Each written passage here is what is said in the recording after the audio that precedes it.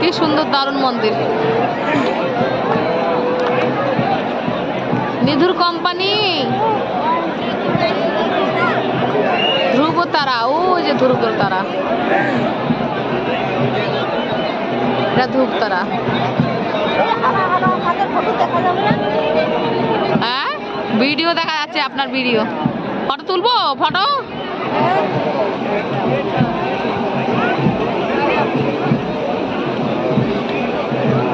আপনার ফটো তুলতে গেলে লম্বা করে তুলতে হবে।